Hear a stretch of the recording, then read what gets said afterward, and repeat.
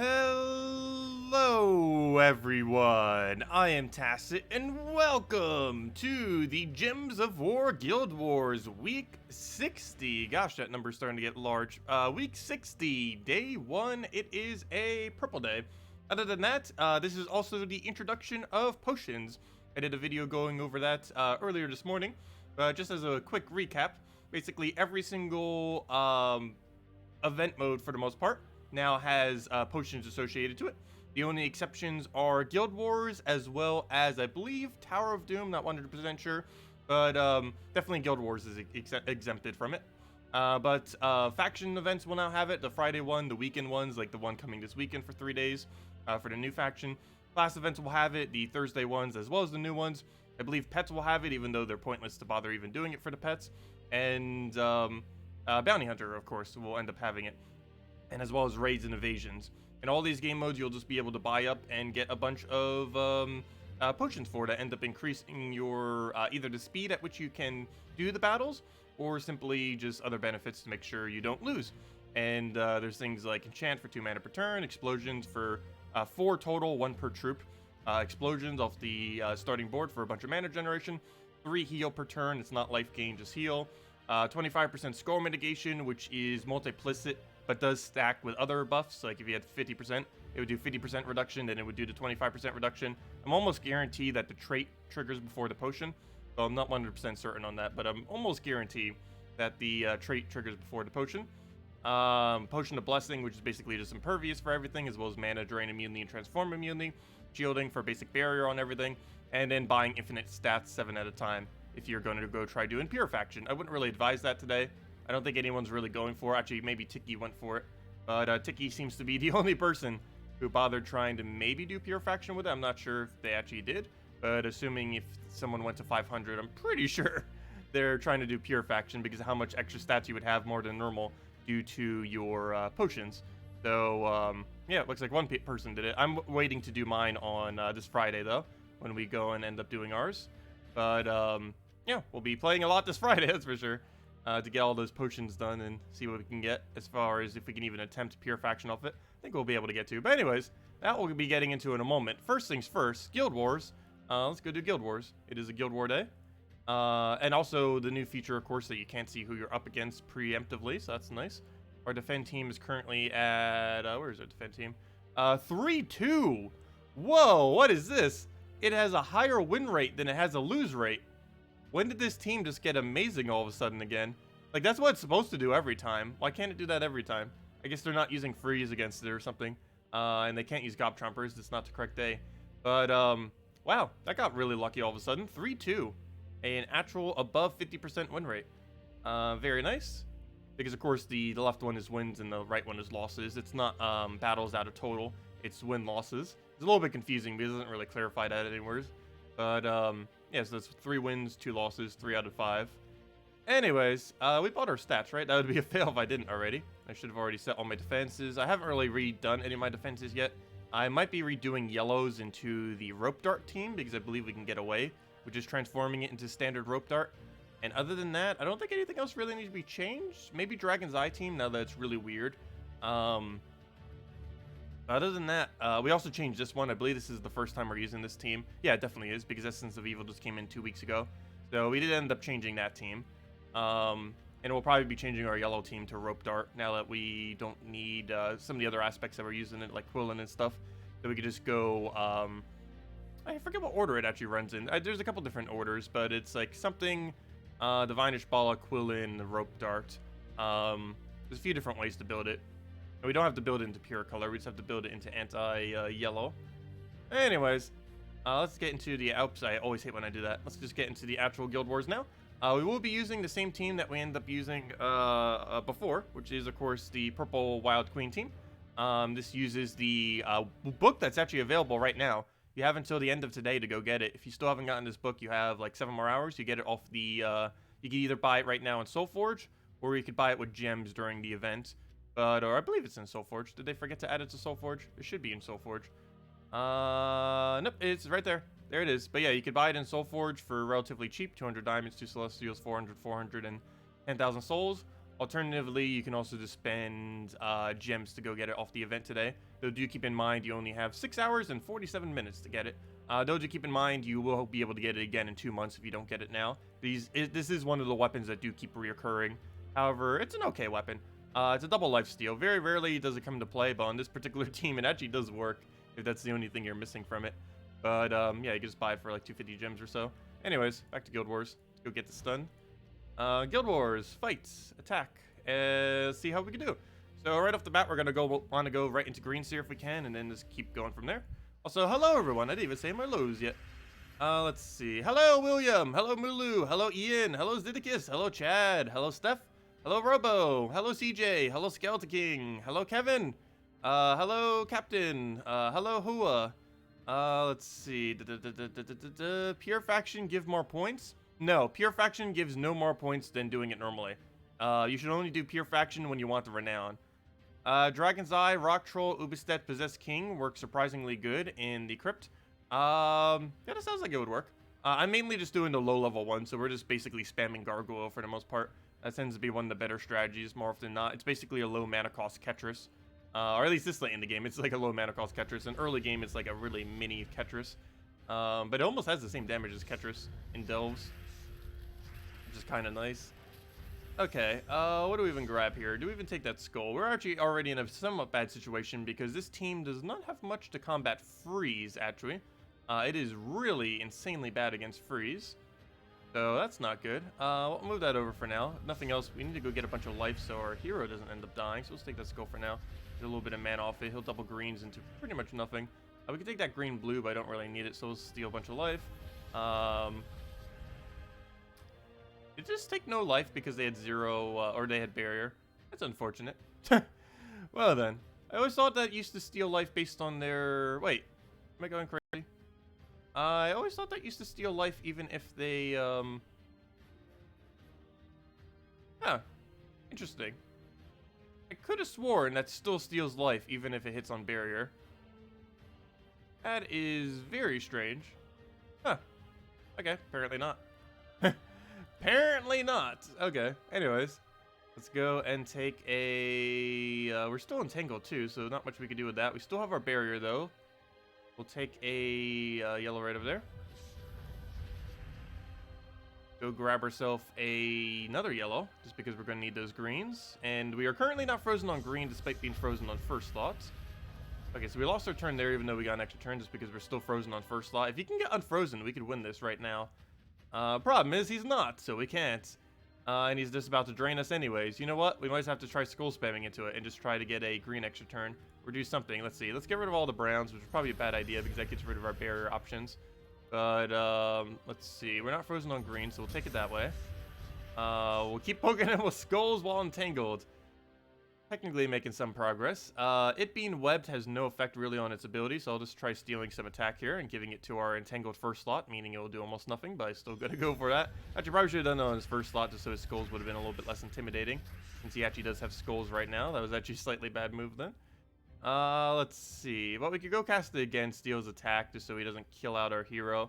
I could also just cast this just so we gain our life back. He's gonna double green regardless. I can't really stop that. Though while the board is filled with so much green, you know what? Let's go convert it. We're not frozen on it. I'll probably get skull distracted anyways. And with that, we could just go steal some of its life. Just drains a little bit. And don't you dare get a kill. Alright, we should be fine for now. We're not dead yet, though. Very, very bad first battle. That's going to be lowering our score, that is for sure. Not much we could do against that freeze. And that entangle definitely isn't helping when we're using a skull spam team. He's going to double green here. He's most likely going to take that skull. So in case he gets unentangled, I almost feel like just taking a brown. So do that. He does go for double green, which is bad. He'll just keep getting drains. At least he only has that loop of those two. So it's not really feeding into much else. At least the green isn't.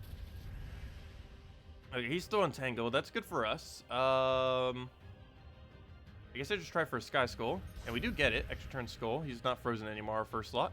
Actually, he's not entangled either. We can actually just go get a kill now and get rid of that loop finally. Okay, making progress. Ever so slowly, but making progress. Okay, we'll take those blues over. First battle is going to be such a low score. Luckily, it's the first battle and not a later battle, though. Got another poke. Okay, we can go steal that thing's attack and pretty much be good to go from there then. So we'll go to that, steal its attack, probably get a poke. Got it, extra turn. Take the other little skull there. And yeah, looks like we should be fine. We take a skull, we throw the Weaver down. It gives us all of our mana. That webs her so she can't do anything, or at least very minimally. Oh, no, it got a kill. Oh, we probably get a resummon, so it doesn't hurt as badly. We have a 75% chance that we get resummoned off the last slot there. Hopefully that happens. Let's see. Let's go for one more cast. Get our mana again. Let's see. I guess we just take a skull from the sky and then do another one. That should be fine. Let me actually take it over here. It has a higher chance of giving us a skull, even though it doesn't. And that should be dead. Please summon. No, you had a 75% chance. You had one job. No, actually, it was also to web them and stuff and kill them with true damage and do a bunch of explosions. But, come on. 75% chance and we miss it. Oh, well. Well, that battle was a gigantic hit to our score, but hopefully we could still hit around 9,400, 9,500. So it's definitely not going to be like a 9,600 plus unless the rest of these go absolutely perfect, which based on this starting board is not the case. What do we even grab here? I guess we take blue to yellow. We don't actually need blue, but oh no, that will give him something. Oh, but then he still takes extra turn on it. God, there's so many bad moves there. Let me just grab a purple or a red for now. I'll take the purple. Okay, that purple I don't want. However, we do have a chance to add brown off the sky. Could just take the brown. Could just take the red. Guess we take red for a yellow sky. Didn't get it. Go just do that. We could actually just go drain some life now. It's not really going to progress this team forward, though. I want that yellow, but it's going to give him blue and a bunch of other stuff. I'm just going to actually pass my turn. Steal a bunch of life. And there we go. Free skull into yellow. That is now safe to take. Now that is not going to give him anything. So we'll take that. Take another yellow. Go from there. We'll take that. Grab the other one. Oh! Ooh, he just moved that to first. That's not good. Weaver, you do not need to be in first slots. So we'll take skull for now. He is going to spam the skull spam there. I do not have an entangle on him. Come on. Green Seer, you got this. You keep getting blocked by everything, don't you? Okay. Well, Purple Surge isn't even going to do it either. However, it will bring it one step closer. That scatter damage is not the threat here. I believe it's the skulls that are the threat, so I'm just going to do nothing for now. Let's see. Is it even worth webbing him here? Or do we just go and get the thing to full mana? I think we just wait till it goes to full mana. So he'll do his thing. Hopefully that'll miss. Ooh, no. Oh, we do. Oh, no, we don't even have summon chance anymore. We're going to lose another troop again. Because we just lost our only chance to resummon. Oh, no, never mind. Our necromancy thing can also resummon. Almost forgot. Its summons are really horrifically bad, but it does have the ability to resummon. Go to that, kill that out. Take skull. And apparently just one more skull from here. I will steal his attack, and that should be enough. Actually, I probably should have resummoned first. Whoops. So well. It's not too much points lost from missing one troop. Though it does start adding up if we do it literally every battle. Especially when we actually have summon options. Okay, here's a somewhat tame one, though. Watch, Yasmin's just going to perpetually keep our first slot entangled. I don't know why we are losing to such, or not even losing, but you know, we're losing score towards such somewhat basic teams for the most part. But they're just getting a lead today. Happens sometimes. So I kind of just want to take a barrier for now. Deliberately going to give him that skull. Okay, Infernus doing his thing. We'll go and take like a blue to brown. That should be enough for her.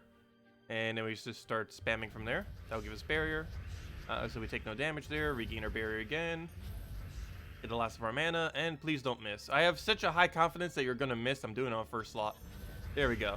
Okay, we somewhat didn't miss. So we'll take that. Oh, you're still entangled, aren't you?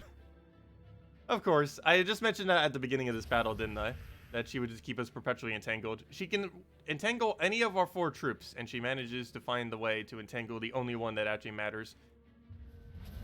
Which, of course, is unfortunate. At least we're getting a lot of extra turns here. But me reducing its attack is not going to help us a great deal, and we're not gaining any attack to hit it back with.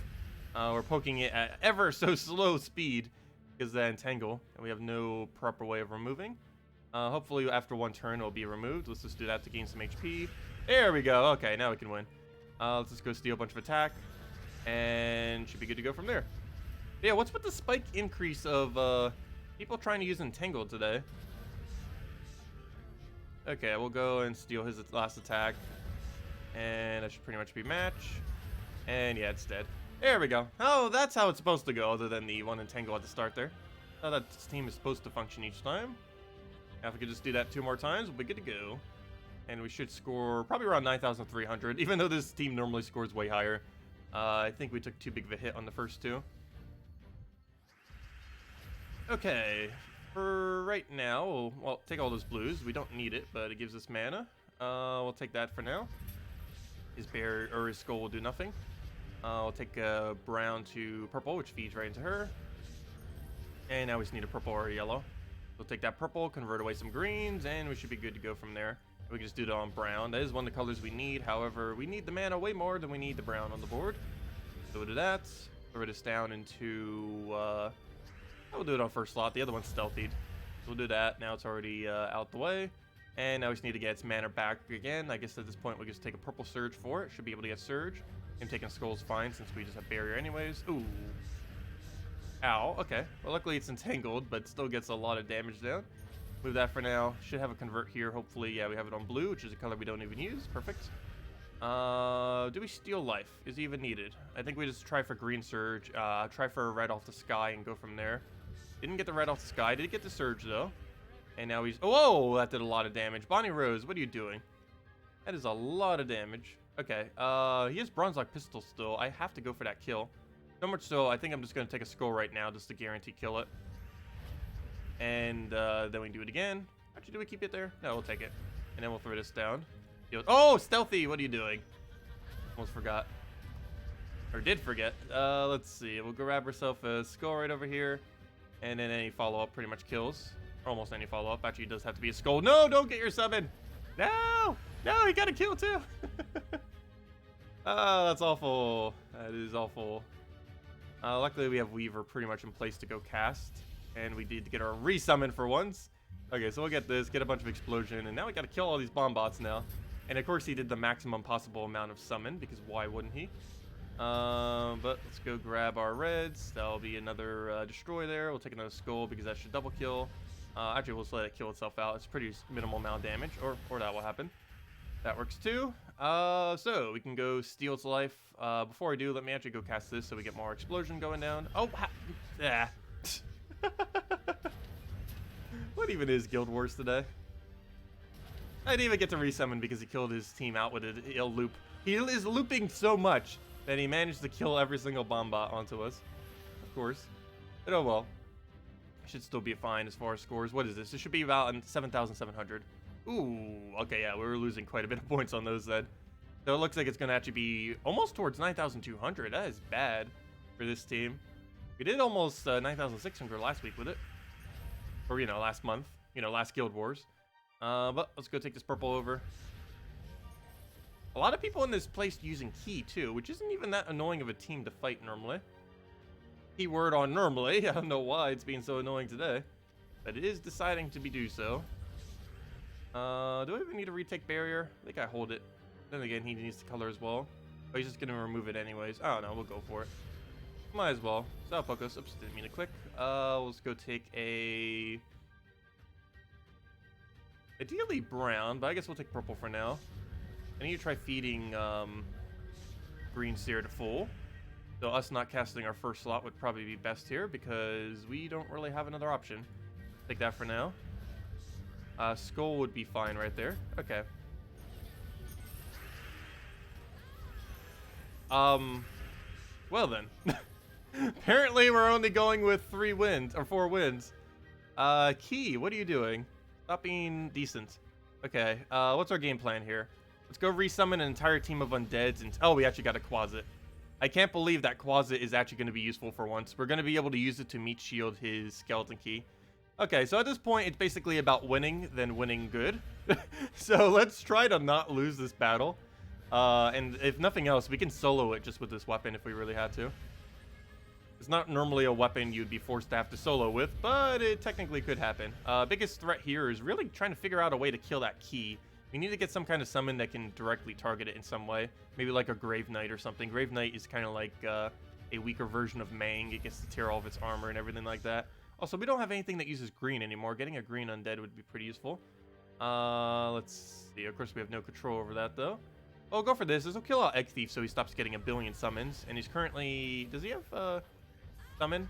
Oh, he actually does have that bandit summon. That's annoying. Oh, he has a bunch of summons. He has so many summons! All of the summon. Okay, well, now we literally have to solo this team just with this weapon. That's bad. Luckily, he's entangled right now, but we'll take a skull for now. Start working the mana up. Hopefully, we'll get a bunch of good summons. What is the best undead that we could possibly get in this exact situation right now?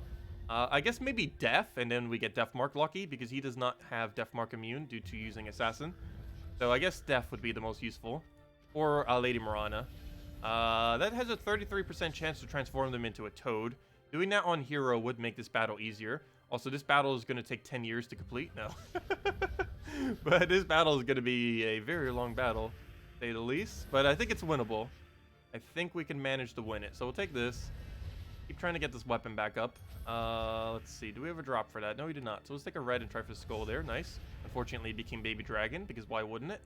Do we even skull that? I guess we do. I also need to get its mana up, though, but whatever we do, giving it a skull if we don't take that skull, so I kind of have to. Taking that purple is a trap, so this purple is also a trap. Is every purple a trap on this board? Apparently. So, which purple is the safest trap? I guess this one, because we have double brown chance. Didn't get it, though. So we can take this one down. That will allow us to have both of them. Heal we'll just ignore for now. Hopefully it hits our first slot. Oh, hello, Stealthy. Never mind, we'll do that then. That didn't really help much, though. Oh, of course he gets Eldamagrim. Why wouldn't he? Well, there we go. We got Quasit again. That is only a 10% chance, by the way, that it does a Quasit. Yet we got it twice in a row. Graveseer, you create a bunch of purples. That is actually not horrifically bad. Maybe in like 5 minutes we'll actually have a proper team again. Who knows? He doesn't have any way of hitting our hero, and our hero just keeps gaining HP. So we both basically are in the exact same situation on both sides. Is neither of us can really kill the other person's hero. And we just have a bunch of stuff on both sides of it.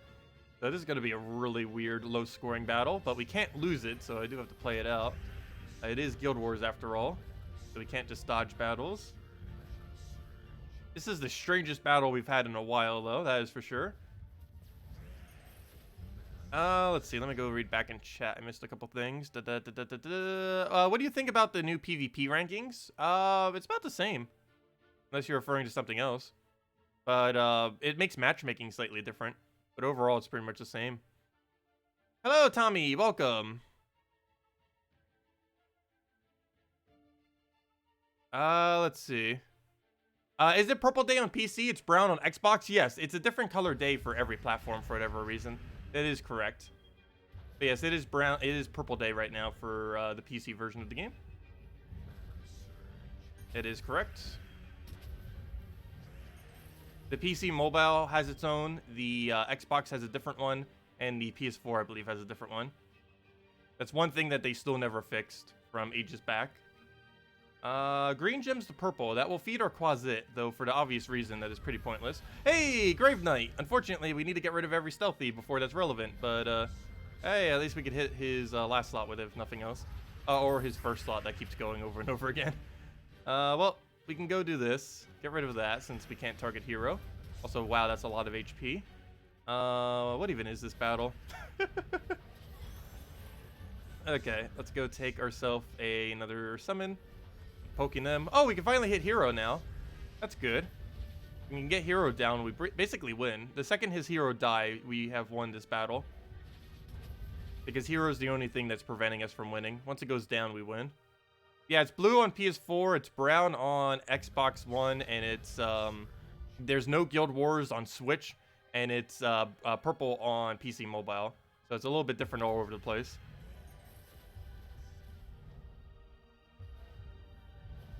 Okay, move that over. However, the dungeons each week are consistently the same. We'll take a skull here. That will bring him into kill range of this, and then we'll get a kill on him. So we'll do that, get another summon. The amount of troops we have lost this battle is insane, but we're still gonna win. Okay, we'll take a purple there.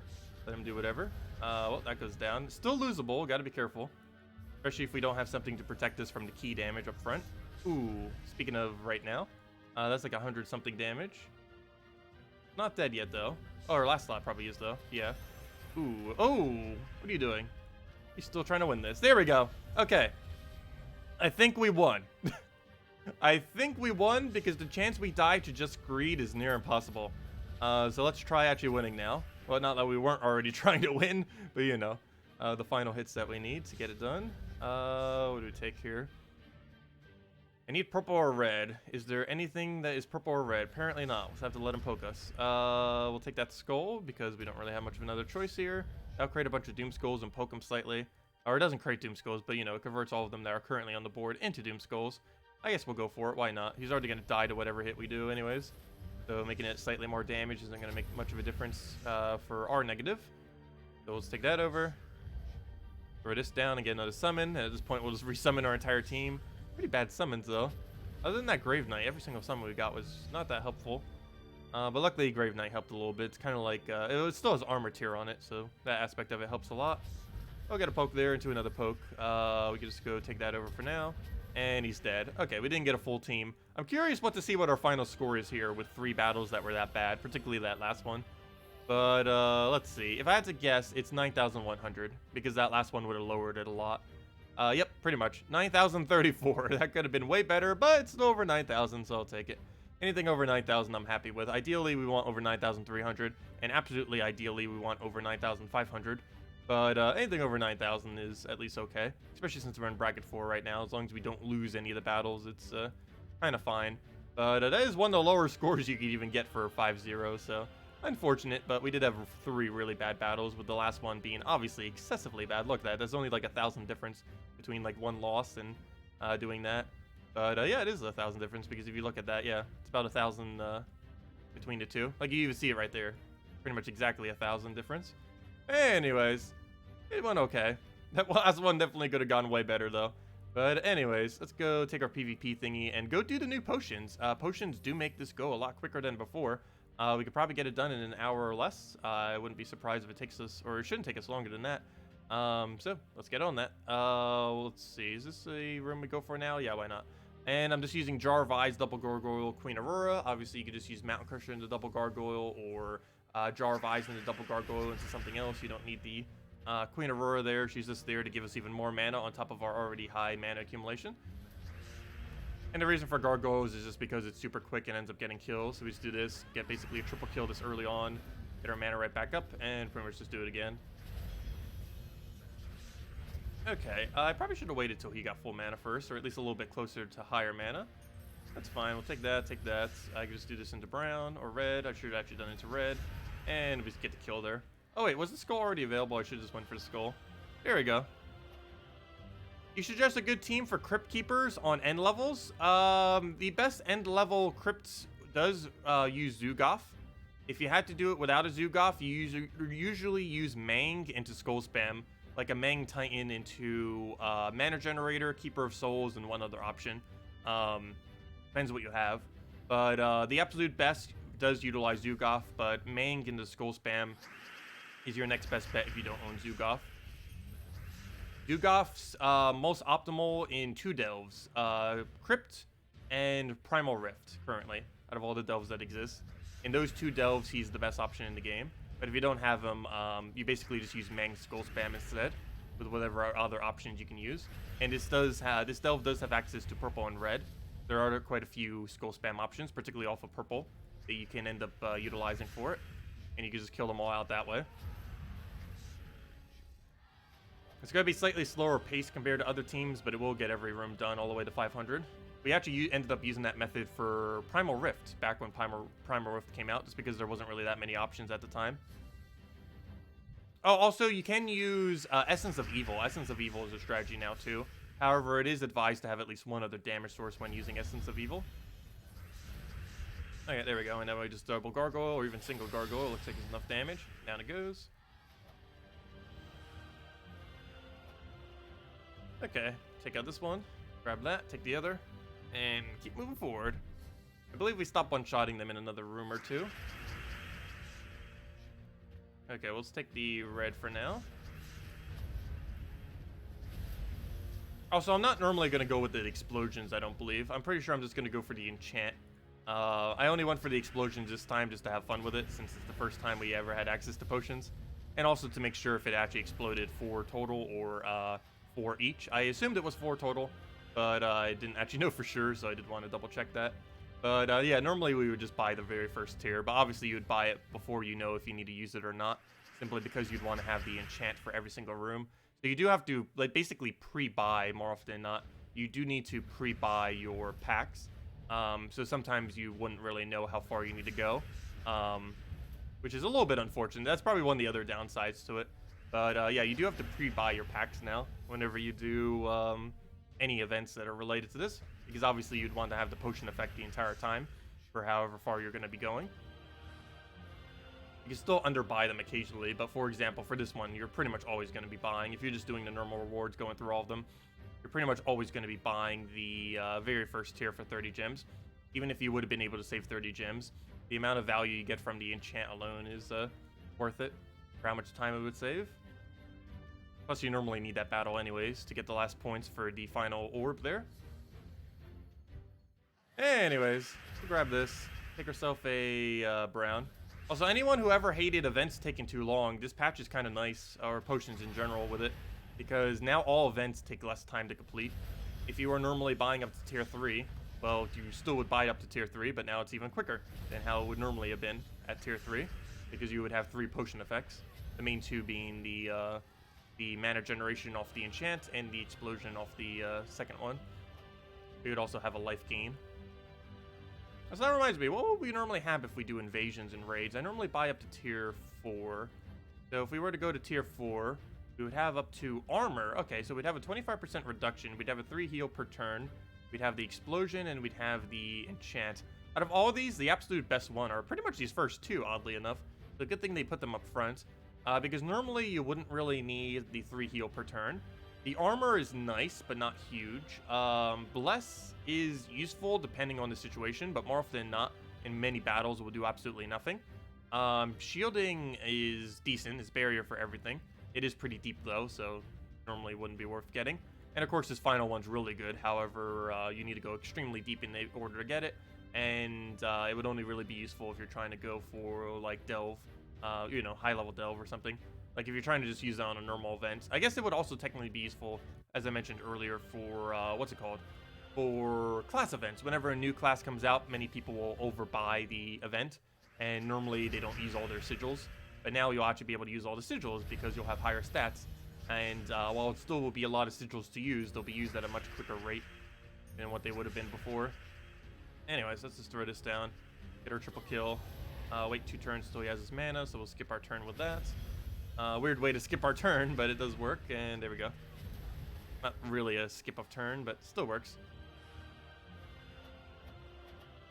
Jar of yes? No? Wait, what? Spending 30 gems on the event was a waste. Thought it might have made it a little faster. You got to tier 8 rewards with 3 sigils left. Yeah, that means you would have... Wait, how did you do it with 3 sigils left? Must be a lot of Owl Ravens this time. But yeah, it is possible to reach the final battle while not spending any gems. It is very rare that that does occur, but it is technically possible to complete out an event, this Tuesday event, without spending a single gem. So normally almost like 90% of the time, if not higher, you do have to spend the first pack.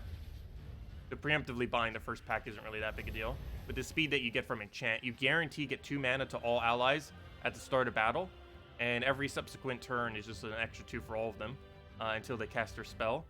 So that's a decent amount of mana that you end up getting from it. So we get guarantee 8 mana right here, assuming none of them have any empowereds. And then we get another 2 per turn until they use their ability. And in the daily delves like this, or the Tuesday ones, you normally only cast everything on your team once. Unless you're in early game, you normally don't really need to, or mid game. But if you're in late game or end game, you normally don't need to multi-cast any of these troops. Normally just casting them once, everything once, is enough to wipe out most of the teams, if not all of them.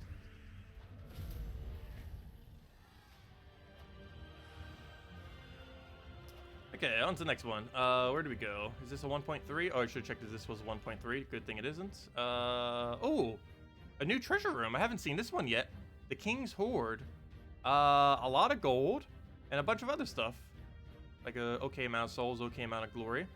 But yeah, this one's new. Pretty cool. A legendary 1.4 times treasure room. All ally troops gain Death Touch at the start of... Oh, no. It's a Death Touch one, though. Everything has Death Touch after this battle. But luckily, our heroes in first slot would immune to Death Touch. Or Death Mark, I should say. Which is also technically immune to Death Touch. You know, they're the same thing. Death Touch's place is Death Mark. But, okay, that shouldn't be too big a deal then. And anyways, kill him off of that. Oh, he is not dead. What is this? Okay, we'll go for that again. There we go.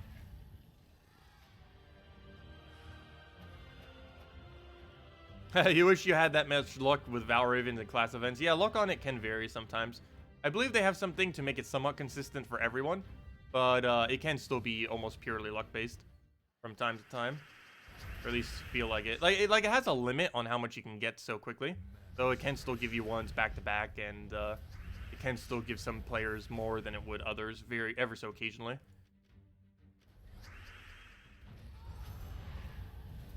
Okay, let's take that green for now. Actually, pass our turn for once, and then take that, and dead. Yeah, most of these should be a cakewalk. We do have this faction at level, like, 188 as well. Or pretty high, pretty close to that. And all the treasure I currently have, I will be dumping into next faction. We have, like, 10,000 shards or so at the moment, so we'll be dumping all that into next week's faction. Or, I mean, this week's faction, what am I saying? It's this Friday. We are getting a new faction, and potions will be available for it, of course. Everything will now have potions. Or any applicable events. So, yeah, I think we're going to be spending this Friday and Saturday getting our second pure level 500 faction and see how that pans out. It's probably going to be a waste of gems, but I'm still going to do it because why not? It'll be fun to mess around with and see potions at full effect. Like literal full effect, absolutely all 7 of them, with the 7th one bought a couple times over. I'm not sure if that will actually be enough stats, but I am going to be buying... I'm going to be getting that faction level to like 200 or 250 or something like that. Probably to 200. I don't think I'm going to go beyond that. If I'm going to go beyond that, I should probably just put on Warrens instead. But, yeah, we're going to be getting it upgraded pretty far, that is for sure. We'll throw this down. Do that right over there. Grab it down again.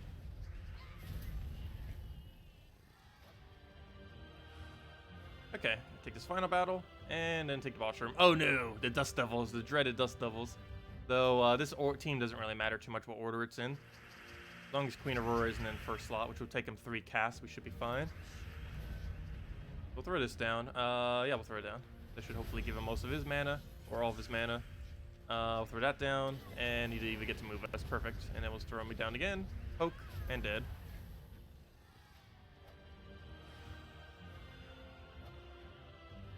Okay, take the final room, and move on from there. Hopefully Lady Mirana doesn't randomly kill us. I should probably target her directly right at the start of this battle, just in case.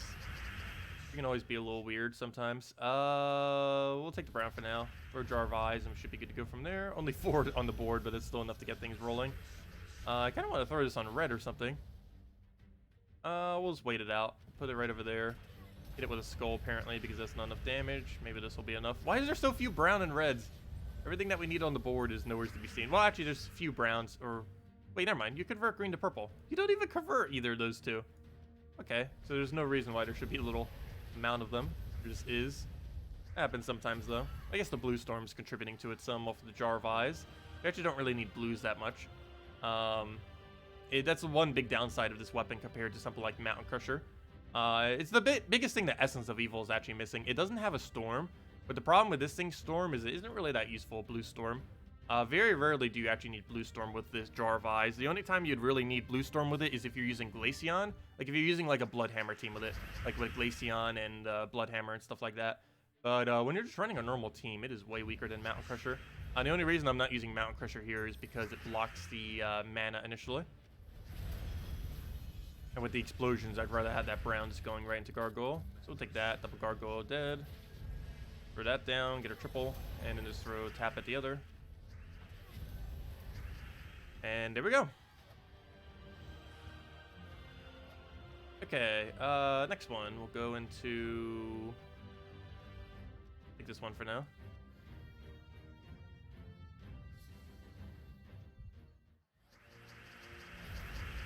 Okay, I'll take blues. Grab our explosion. Take a red if we can.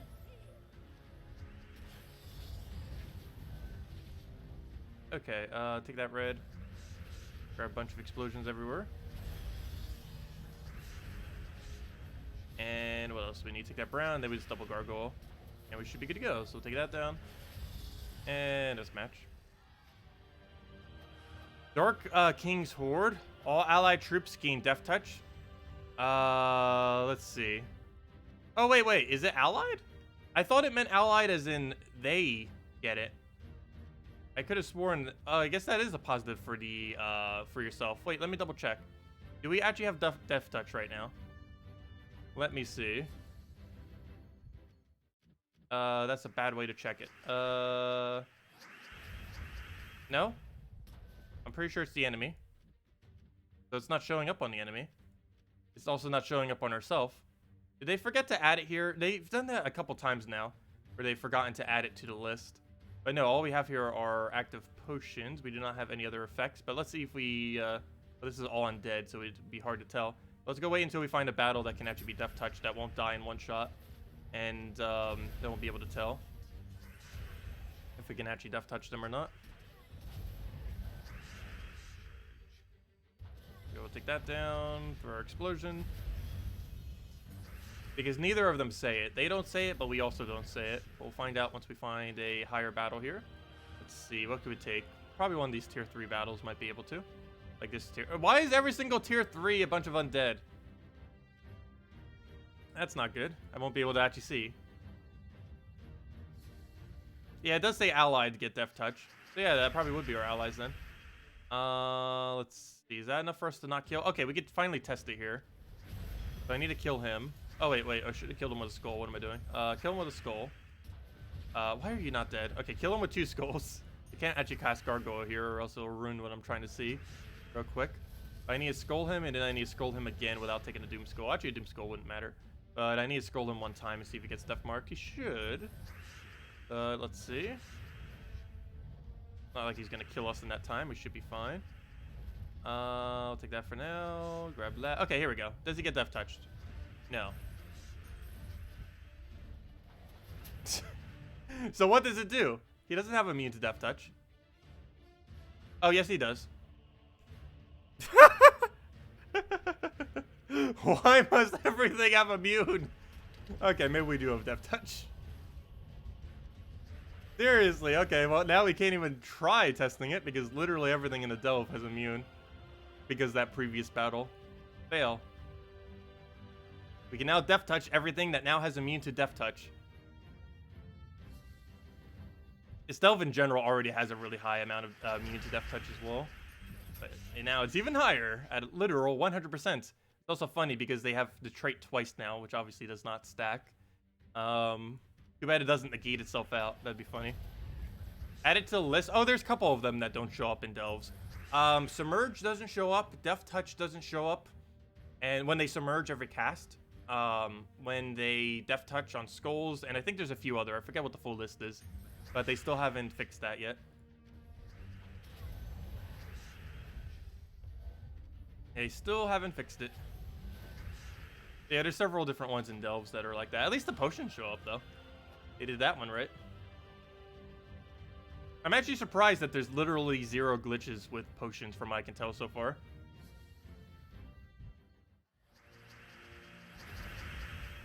They basically just work like traits, essentially. Which is probably why there's no issues with them.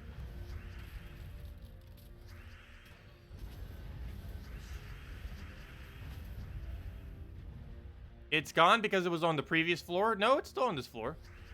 We can see right now that it was on this floor. If I go check my tier 4, it's still on this floor. Unless I lost track of time that quickly already. But, no, we should still be on the same floor. It's this battle right here. Oh, never mind. It is a different floor. Oh, wow. Wait, we killed through that floor that quick? Never mind. Okay. Well, the submerge one still definitely doesn't show. I know that one for sure. Whenever the enemy has submerge every, what's it called? Submerge every cast it does. And I believe the main reason it doesn't show up is actually because there is no trait that does that. It's in delves, but however, it is not in any other location in the game. So because of that, I don't think they have it like named or properly in the files. So it doesn't ever show up as existing, even though it does still take effect. Because no troop currently has gain submerge every time it casts off of a trait. Some of them have it off their ability, but not a single one currently has it off a trait. Mainly because it would be kind of redundant, because if they had to put that onto a troop, they would just simply put it onto their ability, rather than making a trait for it, most likely.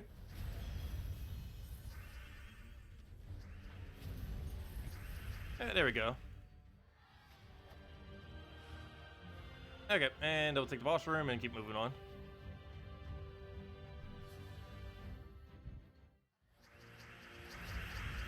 Okay, I'll throw down all those explosions. Get that rolling. Also, after we hit the first orb, I'll hand out a code.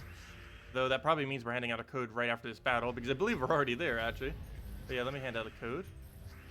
Let's just take out this battle first. Go grab our explosion there. That should be enough to kill off that gargoyle. And as match. There we go. Okay, next order of business. Grab all that. Boom, boom.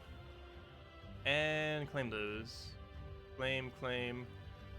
See, how far are we on rewards? Oh yeah, we're way past it. We are way past it. We're almost at key at this point. And of course, we need to go get the final one. Well, let's go collect all this. And what do we have? Oh yeah, this isn't the screen that shows it. This is the screen that shows it. And we get ourselves a purple. Nice. Do need more blues. We do only have 2 orbs of ascension. Blue orbs of ascension. We're pretty low on them. Anyways, let's go and do... what's the next order of business here? Let's go back to the code. Oh, I know what it was. Code. Let me go do that because I almost just forgot. I literally almost just forgot. I knew there was something I need to go do right now. Fail. Code time. Okay, edit. Mark. Put this right over here. Scroll down. Where'd it go? Where did it go? There it is. Mark it, copy it, save it. Put it right over here. Make sure it works. Autofill, paste, backspace. Why is it not letting me? Come on. There we go. Does it work? The answer is yes. Oh, we haven't gotten a faulty code almost all year. Very nice. Put that in there. Copy the whole thing. Copy. And there you guys go. The attack of the squirrel.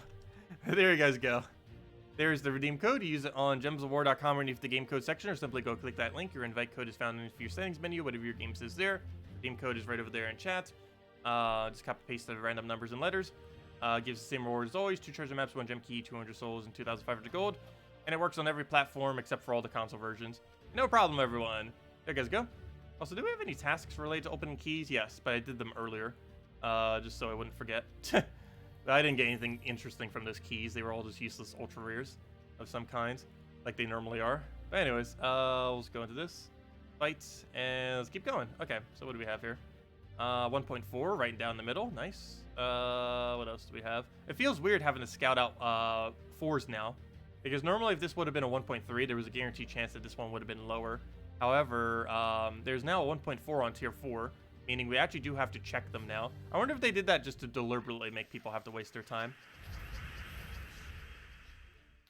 Also, Valraven. Were we supposed to get a Valraven on this one? Why do I feel like we have more Valravens than normal? Whoever said they had like 3 battles remaining, yeah, you're probably right. I don't think we should have gotten a Valraven here, because now we have 4 sigils. Oh wow, yeah. What? That's really weird. The way that the Valravens fell this time, we actually did not need to buy, I don't think we need to buy any packs in order to get it done, because how the Valravens fell. Interesting. Oh, good to know. Well, anyways. Take the red over. But it's still fine, even though we spent 120 gems for it. We still get 2 more battles out of it, probably even 4 more battles because of another Valraven within that time. Also, we end up getting the extra increased speed off the potions. Oh, that one's new. Wow, there's so many interesting new rooms. Why did they not really mention most of them in the patch notes? The first time I read through the patch notes, I don't even recall any mention of them adding rooms. And if they did, they didn't really specifically mention what they were. They just said, hey, we added rooms. And that's it. Though then again, that's how they did it the first time as well when they added rooms. They do that every several patch. They did say in the past that they will be adding more rooms. Even when the very first delves came out, they said that they would be adding more rooms in time, and they have been doing that. And overall, they have been an improvement for the most part. Unfortunately, the most recent round of them did make Cedric farming a little bit weaker because you can't get it as consistently in the faction of Warrens. However, there's still so many loot rooms that you're still getting insanely good loot from that delve, and still the best room or the best delve for it. However, the overall loot for Warrens has been ever so slightly nerfed by probably about 1,000 or so gold, or on average per delve, just because you can no longer get as many Cedrics. And it's not because it's any less common, it's just there's more things that could be there. Which I guess technically, yes, does make it less common, actually. But you know, it's just because there's more rooms now that it could possibly be. And it's like a random chance to beat each of them. I believe they're all weighted about the same, if not exactly the same. I think some delves are weighted slightly differently as far as what room can appear there. Like this one has a higher tendency towards undead rooms than any other rooms. But I believe for the most part, it's about the same weight for most delves. At least treasure rooms anyways. But then again, this treasure room keeps being the 2 death mark, or the 2 undead ones quite a bit. So I don't know, maybe they are weighted differently for literally every delve. Or at least some specific delves where they do it more often. It feels like we keep getting the undead treasure rooms every single time off this one. And there's like 3 of them. There's this one, there's the slightly weaker one, and then there's that one higher one that does Death Touch that we saw in that previous delve. I believe those are the 3 alpha treasure rooms that now have undeads. They seem to be appearing here at a much higher rate, but it's just because this entire place is related to undead. Oh yeah, unless the live button is clicked, or you know, unless that button, that red button, or unless there is a red circle next to the word that says live in the little stream thing down there, it means the stream likely did fall behind. That can happen due to a couple things, either connection issues on my end or your end. If you accidentally pause the stream for a moment or anything like that, or if you, or any amount of buffering or anything like that from just small amounts of lag. But, yeah, it's normally from lag, I would say, more often than not, either from one side or the other. Okay, we'll go and take that down. 1 HP, amazing. Take that up, and there we go. Okay, here's another new room. We've already seen this one before, though. Got triple pirates with a Bonnie Rose. Which is actually somewhat scary in early game. That Bonnie Rose could just one-shot you with all that gold you get, because he does gold boost ratio based on rogues, and the entire team is rogue. Okay, I'm actually not going to go get eye here. Never mind, we still got it. Oops. Well, I guess that's not a bad thing. We'll take that, double gargoyle him, and that'll be match. We'll throw it there and then just throw it to the end. Actually, I'm gonna move that first. Get that out of the way. Throw that there. Boom. And then we throw it up Bonnie, and that should be match. There we go.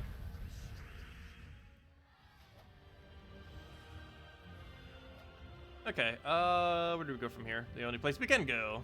Also, I haven't seen any new tier 1s. Have anyone seen any with new tier 1s yet? I've seen new battles for every single one, but still have not seen any for tier 1. I don't think they added any new ones. Because I believe this one came in the last batch, even though I don't recall it as much. I'm pretty sure this one with all the Hygras was from the previous time they updated this. Just I don't normally see too many tier 1s because very few delves actually have tier 1 battles in them. Or if they do, they only have like one of them. Or if they do, it's their very first battle. But that very first battle doesn't count. Technically, every delve has a tier 1 battle. But I don't really count the very first battle as a tier 1 battle, because it's always whatever the faction is. Is this one over here. This one's technically a tier 1 battle, as far as like what level everything is, but it's always based on the faction, so it's not an actual real tier 1 battle.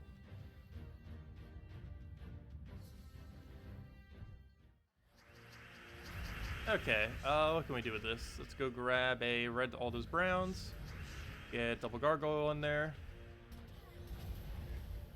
Hopefully we get an explosion on those doom skulls, otherwise he's gonna live. Nope, 1 HP, of course. Why would it not? There we go.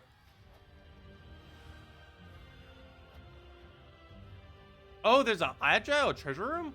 Ooh, very nice. That'd be really, really luck-based to actually get, though, in a delve that you would actually need it on. But yeah, oh, oops. For a second, I was like, Vault Key! But wait, never mind. I thought it was almost like a gnome for a second. You know what? Let's go open our Vault Keys. We've been opening most of them, like, immediately. Let's see what's in this Vault Key. More fun that way. Let's see. What do we use? Where's my, there it is. Floor team. Let's run it with one-shot Sunbird. Let's throw a Firebomb, throw a Sunbird, win. Take that just in case. Throw that down. That's not good. Let's take the red. He'll skull us, and he's dead. There we go. Okay, what do we have here? What do we have? Nothing good. Why did I even open it? 1,000 souls, 60,000 gold, and 2 miners. That is pretty bad. But better than nothing, I guess. Okay, back to the faction event. Still have several more to go. And by several, I mean, like, actual several. We have quite a few, actually. Let's see, how high is leaderboard this time around? Probably higher than normal, right? Yeah, wow, way higher than normal. Why are people going so high? I guess they wanted to see what potions do, but I guess a lot of people really wanted to see what potions do. Because that is way higher than it normally is. I think it's normally around like 120 or 130. But then again, I guess we're going to be quite a bit higher too. We're going to be at like what? Assuming we get at least 1 Vow Riven. Good chance we'll actually get 2. We'll be at like 140. So you know what? I guess the free battles, or not the free battles, but just doing even the first 2 tiers actually does get you pretty far. Time around. Because now the Vow Ravens are placed. Now we'll throw that down. Grab a... Did we go jar? Yeah, we'll go jar. That should be full mana and just double cast and win. Throw down 1, throw down 2, dead.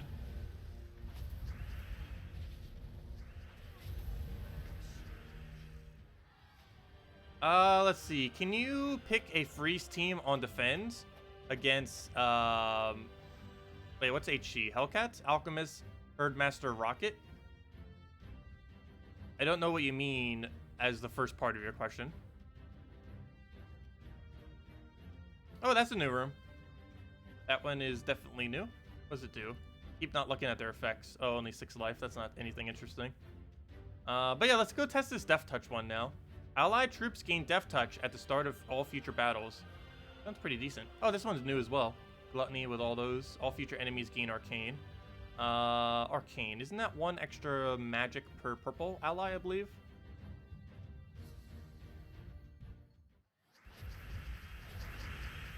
Okay, what do we even take here? We'll take brown for now. It'll give us almost full mana, then we'll get to full mana.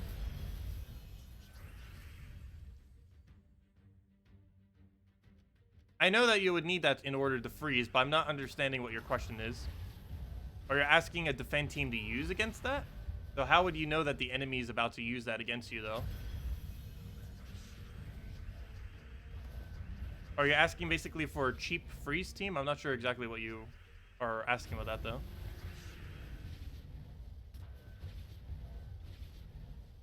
Because normally cheap freeze teams are based around, what's it called? Using either Ice Golem with Frost Mage hero class and things similar to that. You can also do fire, Ice Lizard, Spam, and any of the other really cheap spammable freezes. And you can build it into Justice. You can build it into that 1 orb off of Frost Mage after 250 wins. That's pretty decent against that kind of stuff. Oh, to unfreeze? Okay. What's the best way to unfreeze on that team? You'd probably get rid of... Wait, unfreeze. You already have Herdmaster. So you already have the unfreezer. Herdmaster is the cheapest thing you're going to be able to put there that will properly unfreeze.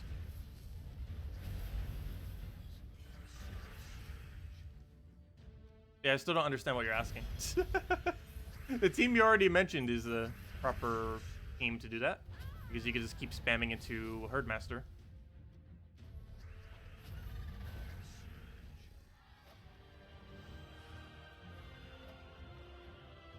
You want me to test it? How would we test it? But it would work. You would only use it for early game, though. Once you have bigger options, you would never really use it. Also, depending on the freeze option the enemy has, you wouldn't even need the Herdmaster.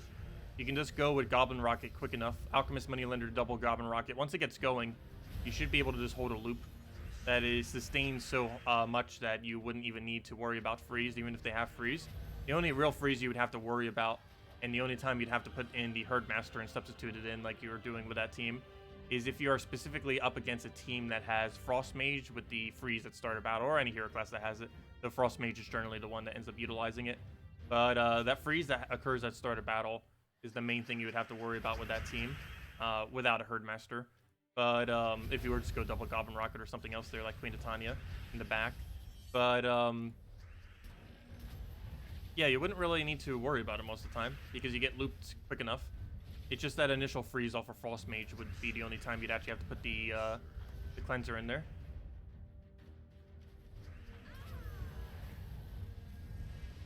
Also, depending on which freeze team you're up against, if you do still want to have cleanse, you should probably put your Goblin Rocket in front of your Herdmaster, so that you can get the loop going, and then any excess you could just use for your cleanse off of Herdmaster. Oh, sorry, Kristen, did I not see your previous thing? I'm not sure if you answered when the stream dropped, but are there any replacement troops for Queen Aurora in the current team lineup? Yes. Basically any mana generating option. It depends on the specific delve you're doing at the moment. As far as this delve right now, if you wanted to do a replacement, I guess the best replacement would be Possessed King if you don't have it. Obviously, if you don't have Possessed King, next best replacement, let's see. We're on red or purple. Yeah, Possessed King or Queen Aurora are both pretty similar in this team. Let's see, though. Obviously, those are both mythic, so let me try getting something a little bit cheaper than that. Trying to think of a support that ends up working. Hellcat. Hellcat would cover every mana. It's a yellow-purple, and this is green-blue, and these are brown-reds. So Hellcat would cover every color and feed them reds. So something like that would probably be your best bet then. If you don't have Queen Aurora, replace it with Hellcat. And that's low enough rarity that you'd most likely have it laying around. It's epic rarity. Doesn't need any traits whatsoever. Has to be plopped right in the last slot. Also, Gargoyle doesn't even need any traits either. It does have scroll reduction and spell reduction, but more often than not, you're not really going to need them unless you can start getting to later delves. Once you start getting too deep, you stop even using Gargoyles. Beyond like 150, you pretty much stop. Even sometimes by 100, depending on what your stat line is at, you might even stop. That is still working right now.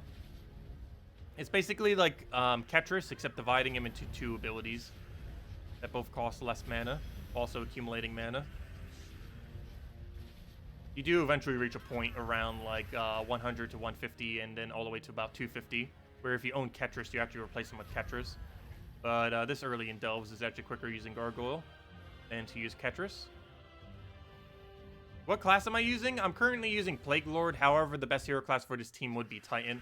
I'm just using Plague Lord to try to get it leveled. We're currently at level 89 and of course trying to work to get it to 100. But yeah, any Titan-like hero class would be fine. As long as it starts with half mana and it gains barrier every brown, whatever you put there is fine. So basically that's Titan or Plague Lord. Titan I think is stronger in this instance, but I'm just trying to get this leveled. It's pretty much the same thing for now. Okay, we'll go and do this on reds. Should be enough to get it killed, and it's a match. Throw that down, dead.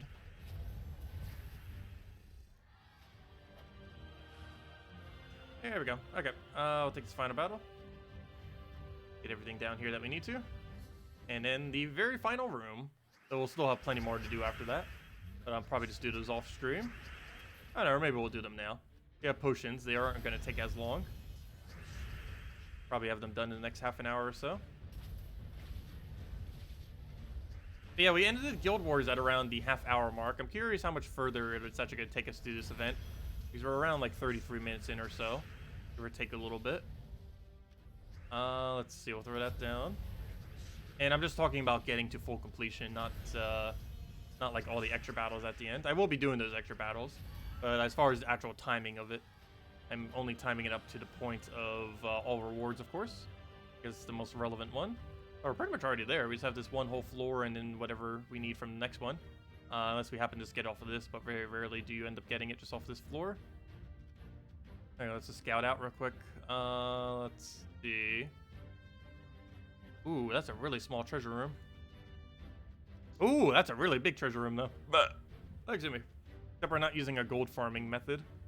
So going for that Cedric immediately isn't really as important because, well, we don't have Greed, we don't have Leprechaun, we don't have Cedric, we don't have really any gold gainer that's going to be helping us. I guess Cedric wouldn't really help us for that room, but, you know, we don't have any immediate gold gainer like Greed, Leprechaun, or anything like that.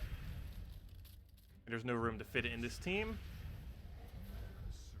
Actually, I shouldn't say that. We could actually technically have put Leprechaun in the last slot. Oh well. It's fine. It would have only made like a several hundred gold difference. Maybe like 1,000, 2,000 or so throughout the delve. Also, that's another replacement that you could put in the last slot. I almost keep forgetting about it. But Leprechaun's still insanely good. That hasn't changed. You can even use Bronze Lock Pistol into Leprechaun if you want to run it that way as well.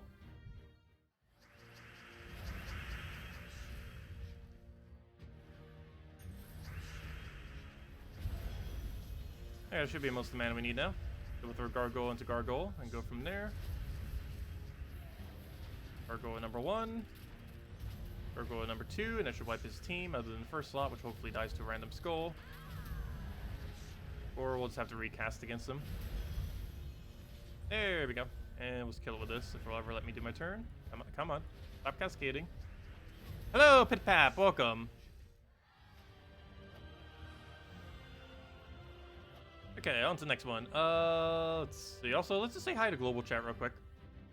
Let's see. Hello, everyone. I am streaming Gems of War on YouTube at Tacet. Anyone is interested?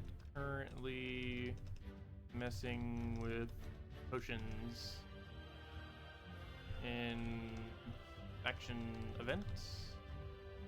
There we go. Okay, so where were we? Let's go. Also, for any of you that haven't used it yet, there's the code. If you haven't already, it'll be active. Probably will be for about another 10 minutes or so as well. Okay, let's keep going.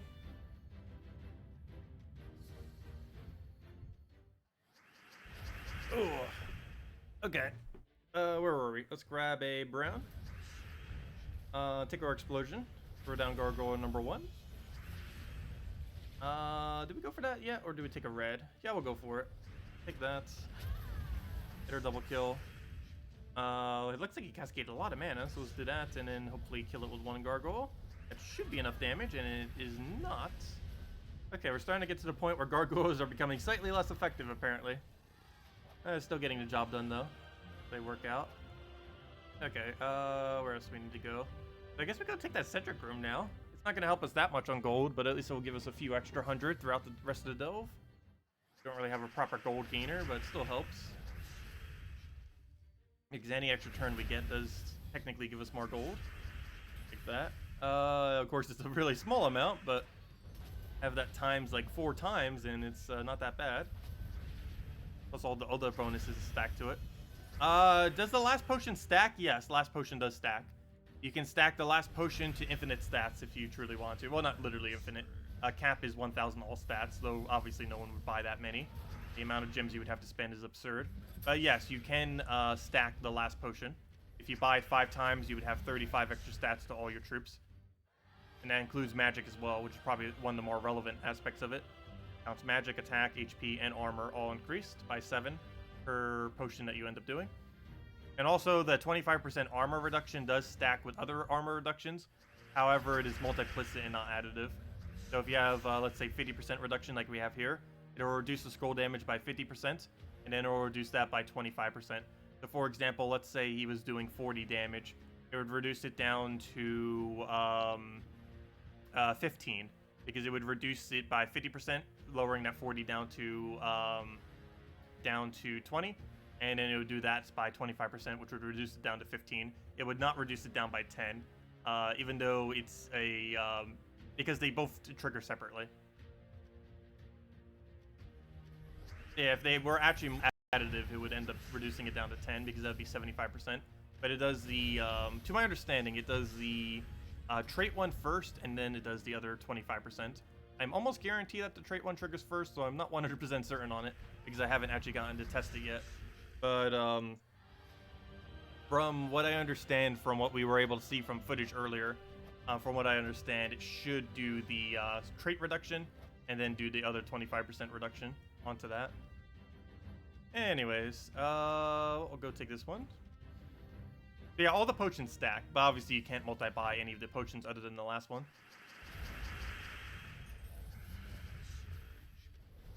So for example, if you have like a priest class healing your team for 2 per turn, that does stack with the 3 heal per turn off of the potion as well. So you get 5 heal per turn.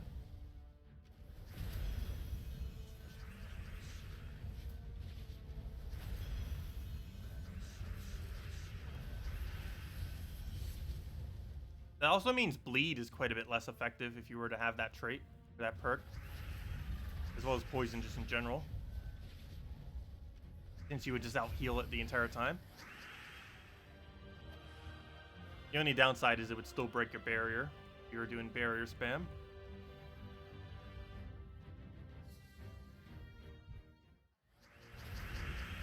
I like that little animation that it does at the beginning of each battle. Like, hey, there's potions here. It's also nice that they added it for like Valravens, all those other things. Makes it really easy to tell that there's one. Normally the audio made it easy enough, but the little visual definitely helps. Shows it right over top the board, which is where you're normally looking anyways.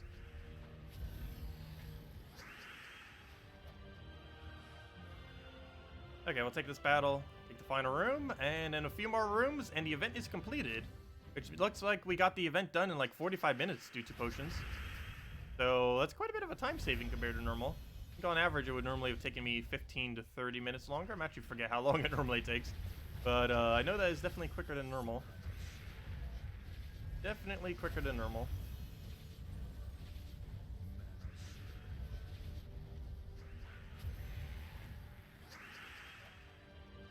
Okay, take this final room, and that should give us almost all the points. Actually, it might even give us all the points. We might have actually been able to do it with literally no potions. Where are the potions located? They're underneath the gem shop for any of the events. There are no ways to save them. They are just automatically used. And they only apply to the event. So for example, buying them for the faction event today does not make them work on the faction event this Friday. They only specifically work on the event that they are bought from.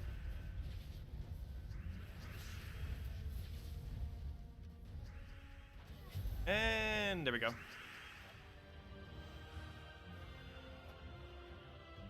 Okay, we'll go claim all this. See if we actually got our final reward or how short we were. 1,000 something short. Yeah, that's normally what happens. Let's keep going. We normally would have had 0 battles remaining. So yes, that is correct. Oh, no, never mind. Nope, we still would have needed to have spent 30. We still would have needed to have spent 30 because we have 2 more sigils than we should right now. So if we would have done it without the, without how many we bought, we still would have had to have bought in 1 right now because our score was not enough. So yeah, we were actually in the same situation that we always were. The reason I have 2 battles right now instead of just a normal 1 is because, of course, we bought the other pack as well for the explosions, which we normally wouldn't need to do, nor did we need to this time. I just wanted to have it just to test it, mess around with it. But, yeah, normally we'd still just need to go tier 1, obviously. But since we have the extra battle, let's go and at least use 1 more of them, if not all of them. So if we do all of them, we'll probably have 4 more delves to go do, just because we're going to almost guarantee get a Valraven within that time, unless it escapes, which would be bad. I don't know if we've ever actually seen a Valraven escape during a delve, now that I think about it. Because normally I'm always like super paranoid about killing it, more so than just about any other game mode. Because Valraven actually has the most highest value in this game mode than any other location. Just because of how much loot you get for each delve. And one single Valraven is almost like 1 whole day of delving, since you get 3 per day. Of course, Valraven gives 2.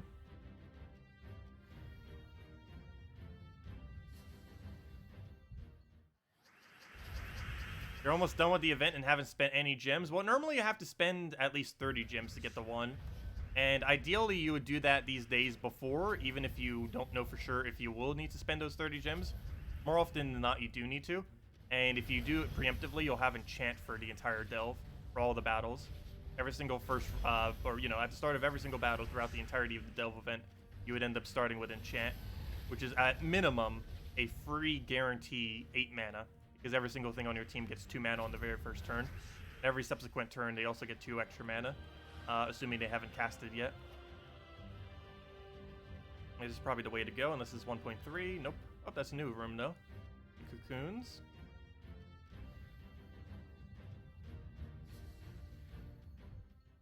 Okay, let's see. We'll grab all the explosions there. Grab our gargoyles down. Actually, let me go for a little bit more. Then we'll double gargoyle. We'll go through gargoyle number 1.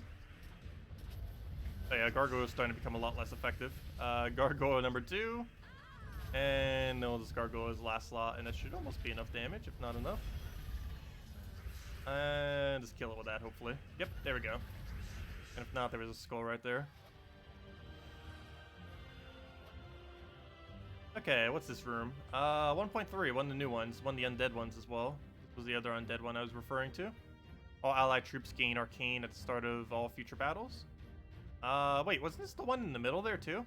That's weird, I didn't even realize that. This can actually appear in the middle of this delve, but it's also a treasure room, kind of like how Ketris can. Ketris is a treasure room, but it can also appear in the middle of some delves, like on tier 4 battles. So it's not just exclusive to the treasure room slot, even though it is a treasure room. Okay, let's go for gargoyle. I mean, for Valraven first, just because it is the. We just need to make sure we get those 2 sigils. Okay, we'll take a red for now. Actually, we'll take a little skull as well. Might as well. Don't you dare, Valraven. What are you doing? We'll kill that out. No Valraven. And now we just start poking his last slot, of course. What do we even take here? Let's take purple for now. Throw it down to brown or red. Looks like red. And ooh, the red missed. But we just do that gargoyle. Kill that out. And are you just going to keep summoning things? Okay, we'll go take that. Oh, I should take him brown to red. Whoops. Got a little bit more mana out of that. Oh well, we'll go throw that down. And one skull poke or that will also kill it. Never mind. Well, I guess that literally is a skull poke. It exploded a skull and then it died to that. But yeah, we have like 3 or 5 more delves actually. Interesting. I wonder why so many people are high on the leaderboard, because if we get 5 more, it means we'd end up reaching 140. And if they would have gotten 1 more pack, that means they would have reached like the area where they are right now on the leaderboard thingy. Anyways, let's keep going. Where were we? What's over here? 1.2, 1.2. What are you over here? Treasure room of any kind? Oh yeah, Cedric. Okay, let's go for that one first. Won't make too big a difference, but might as well.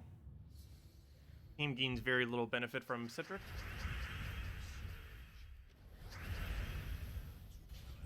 Oh, I didn't even claim the final orb yet, did I? We definitely have enough points at this point to go use it, that's for sure. Okay, we'll go throw that down, get our poke, and just go down the line. Moving down. And then kill out the giant spider. And that'll be matched. Throw our last of our mana. And no die to that. Yeah, if we're gonna keep going with this, we might need to switch up our team a little bit. Who knows? Maybe we'll go switch to Zhukov. Haha! We could. It would be a little bit early to be using him. But we could go switch to a Zhukov team and insta-kill everything. So that would probably be slower than if we were to switch to like a Ward Breaker team or something. Or a Catcher's team or something like that.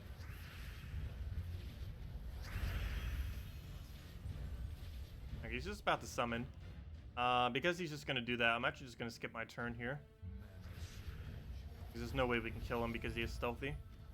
We'll do that. I'm going to have to waste a lot of this damage on killing that.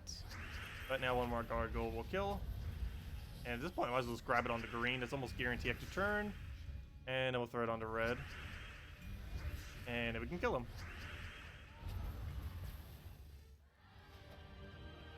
There we go. Okay, I'll take this one. Take the top one. And go from there. Okay, explode everything.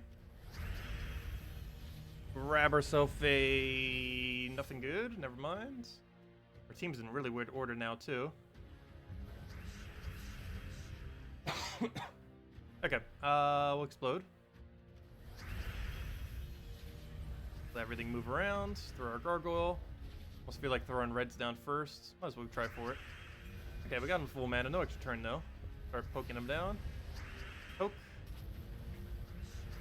Get all that mana down. Poke kill. Never mind. He has reduction. Poke it again. And we just kill it with that into anything pretty much. Even this explosion should be enough. Nope, 1 HP. Luckily it dies to... what did that die to? I think it died to us taking a purple. Because I believe we have 1 life steal every time we purple. Which is definitely what happened because it still was showing the animation. It has the same glitch that... what's its name has. It has the same glitch as Yagway. Whenever you kill with life steal, the game doesn't know what to do. That glitch is still in play. It's mostly a visual glitch, but it does slow down the game slightly for about a second or two at the end of a battle. Okay, oh no, I should have killed the thingy. Whoops. I was gonna say, he's just gonna move us right back into position. I guess this doesn't matter too much. However, our Jar of Eyes is somewhat blocked now. But Gargoyles will still be able to do their normal thing. Ward Breaker team? Yes, we would end up using Mountain Crusher, Ward Breaker, something if you were to switch to Ward Breaker. So I think we might just switch to Zhukov, just for fun. Don't get to mess around with Zhukov that often, and this is one of the few locations where he's good. Though this early in Delves, I'm not sure if it would actually be that viable. Well, it'd still work, obviously, but, you know, it'd be, I think it might actually be slower than some other options. Who knows, it could even be slower than what we're using now, this early in Delves. Only once you start getting to higher stats does it start to get much quicker.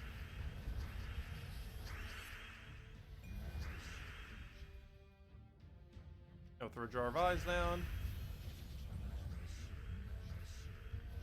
Grab a, oh, what do I even want here? I guess we do it on reds. And then we just take that Surge and just throw these abilities down.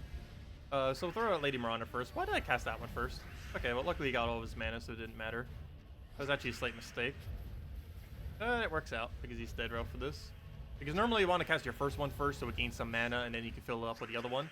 If you end up doing the second one first, it'll be blocked by the first one's mana, and both of them will have a partial amount of mana, instead of both of them have, or instead of one just having the full amount. So it overall makes your cast a little bit slower. But there we go. Grab this. Hopefully we have a good orb here.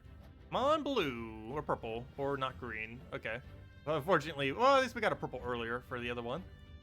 But let's keep going. Let's see. We got our 3 right over here. Let's go to a different team now. So let's go Zhukov, because we can. What were we using for Zhukov team here? I believe it was Mountain Crusher. Obviously Zhukov, Hellcat, and Queen Aurora, I believe is what we were using. Could also use Possess King. I'll go Possess King, why not? Possess King. And Hellcats.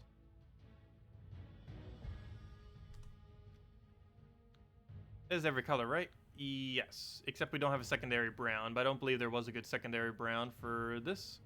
Unless we were to not cover some colors. I guess we could technically use Ketris.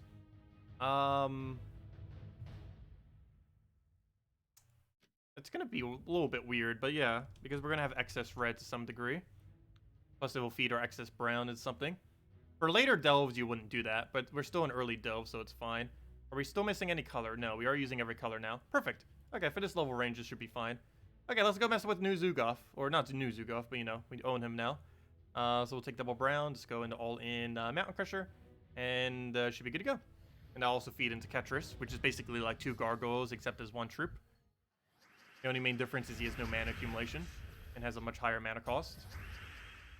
But he does way more damage. Now we'll do that on greens. That gave us very little mana. Take a like red for now. Oh, now nothing has mana, but we'll go get Zhukov. Throw this down, get our kill, go into Skull Spam. Everything killed off of that. Mountain Crusher, Ketris dead. Okay, this should work. There we go.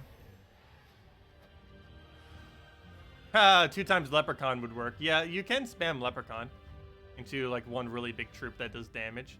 That is technically an option if you really wanted to, especially if there was a Cedric room in play. Because you would gain a lot of gold from doing so. Okay, let's go for that immediate Mountain Crusher. Exactly what I want to be seeing. We'll throw that into him just because he has skull reduction, so we don't lose as much damage potential. We can just basically kill his team out with Ketris, and then once skull kills... Oh, never mind, we're entangled. Okay, Ketris will kill then. There we go.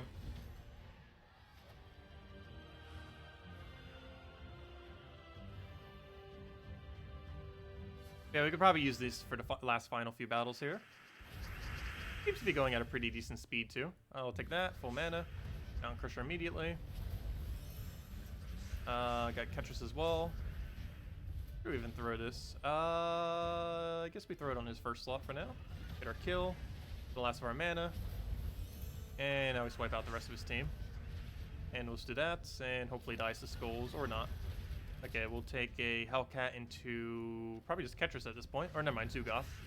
But we don't have enough mana. Zhukov, you take so much mana. It's such a ridiculously high mana cost. He's still not at full mana. Yeah, there we go.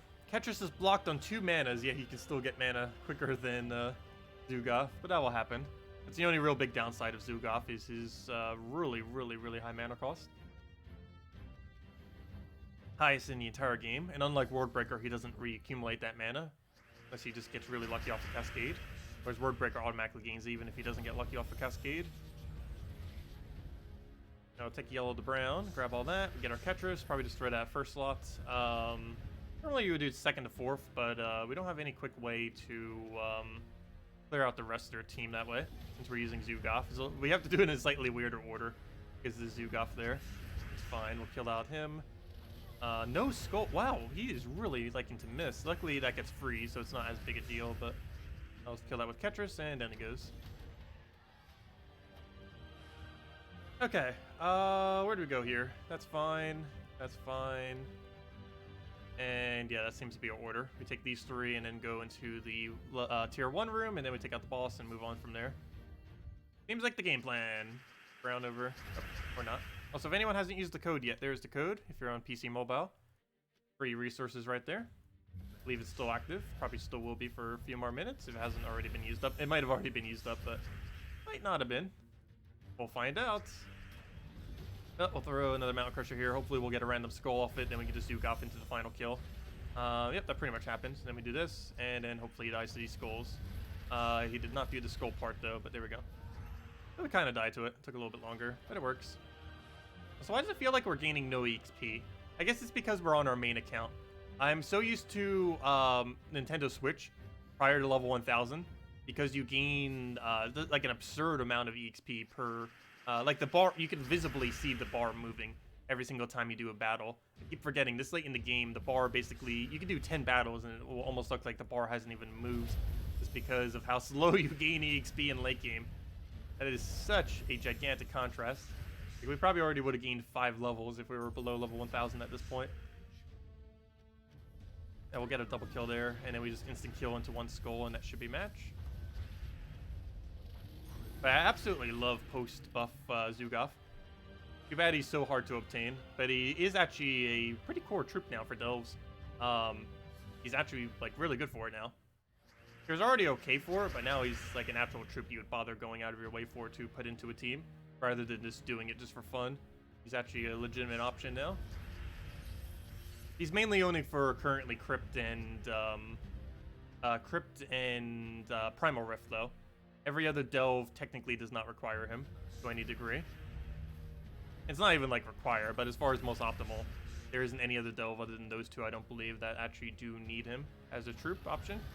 Oh, why did I do that? I did that really weirdly. Okay, we'll kill his summoner out, or one of his summoners. Yeah, this entire battle is actually going slightly weird.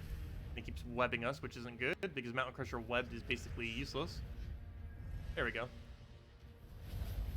Because it gives 0 explosions. It used to give 1, but they don't have it on the perk anymore. So now it's 0. Okay, hopefully this Hellcat hits his last slot. Well, actually, never mind. It doesn't really matter which one it hits. We get full mana and then just kill it out anyways. And they both would have died to Hellcat's damage there, because they were both so low. Oh, we'll take this, take the final room, go from there.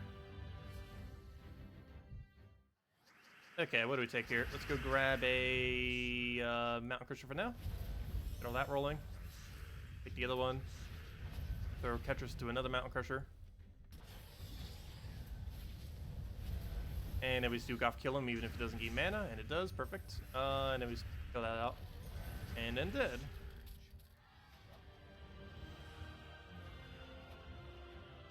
Okay, take the final room.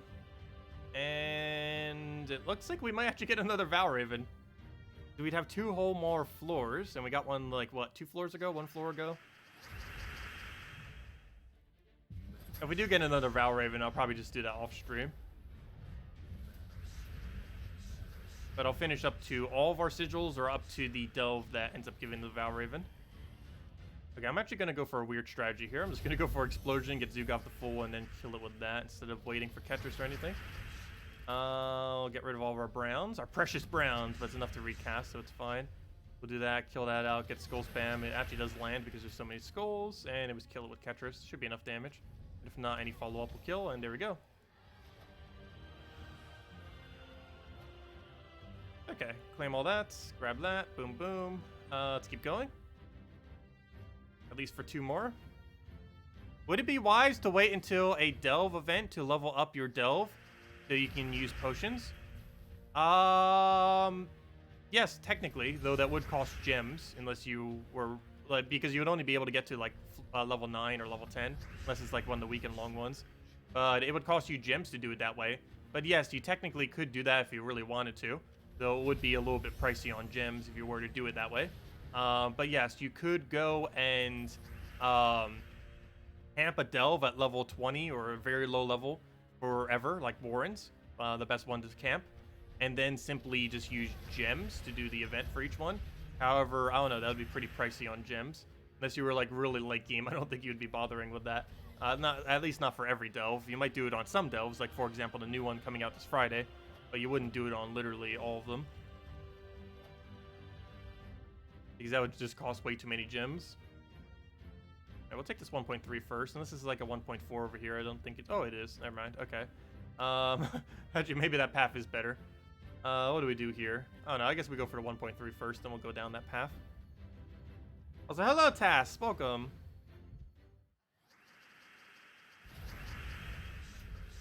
Let's see. But yes, generally, it would be good to do it for new delves, but any other instance, I don't think you would bother doing it. Like, on any already existing delve, I don't think you would bother. But, like, the value you would get from doing on this delve this Friday would be pretty decent. And I will be doing it for this delve this Friday. I don't know if we're really going to be making, like, extremely high leaderboard, but, we are going to attempt level 500 pure faction, which would probably put us in top 20, because I don't think too many people are going to bother trying for going that far. Though you never know, it could be a lot of people. That'd be really funny if the entire leaderboard is level 500 this week because of potions. That might actually happen.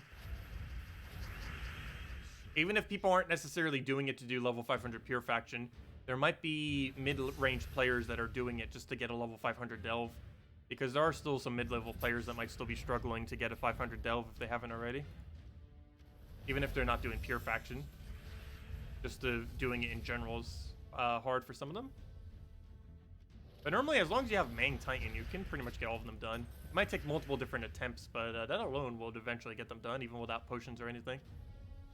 Oh, why did I not kill Gluttony? Out of all the things to not do in that turn, I definitely made sure to have hit that Gluttony. What do we do here?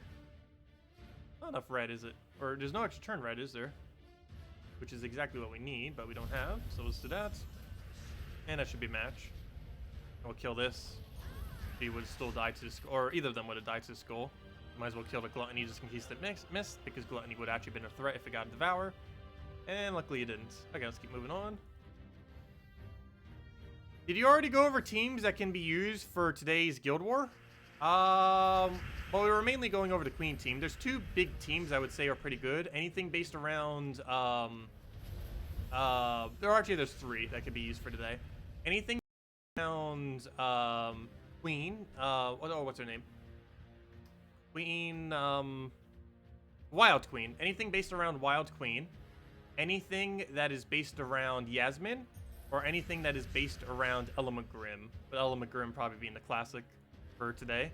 Those are the main teams that you'd want to try utilizing to get done Guild Wars today. So whatever one of those 3 mythics you have is what you would want to build around.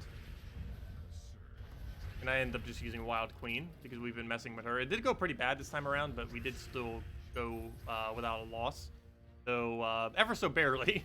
We had a really shaky few battles, particularly the last battle. Okay, we'll take this one out.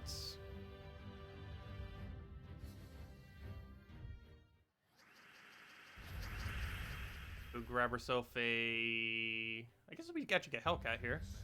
To be able to get... oh, we got extra turn. Perfect. Except we have nowhere to use this, do we? At least nowhere that's an extra turn. I don't have any drop extra turns either.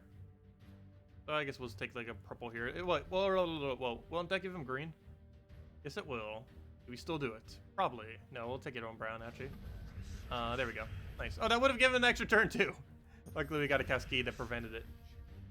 Almost happened, though. But we'll take that over. That'll be instant kill on whatever we want to kill. I guess Dracula's. Your Werewolf's probably a threat, too. Not because he's going to kill us, but because he has a constant transform. That'll make our damage become undone whenever we transforms. I'll throw that down. Only 4 explosions. Still enough to get some mana going, though. What else do we need? Let's take a red. Start throwing that all the way to... Oh, I should take it at purple. I need it for my Hellcat. I mean, not purple. That yellow, I mean. That his Hellcat gets it. It's not that big a deal. Let's take that over. Slowly keep chipping up Zhukov and kill it with Zhukov at this point. Good point taking that skull because we're going to need 2 of them. Come on, red, blue, or purple. There we go. And it's a match. Oh, we also have Ketris, but we'll do it with skulls, because why not? There we go, and we got a pet that we already have maxed. Useless. Okay, let's keep moving. Go to this one.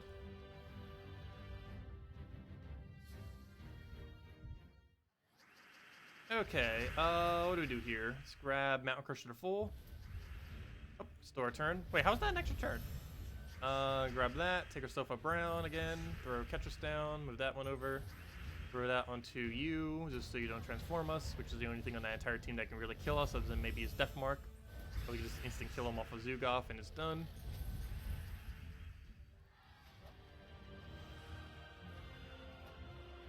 Okay, take this one.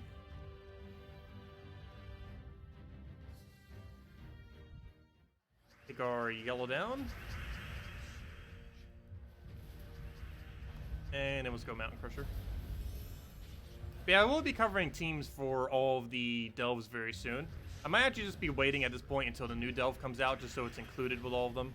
But yes, very soon I do want to go cover every single delve team for every single delve. As far as, we'll be doing that for Guild Wars and eventually too.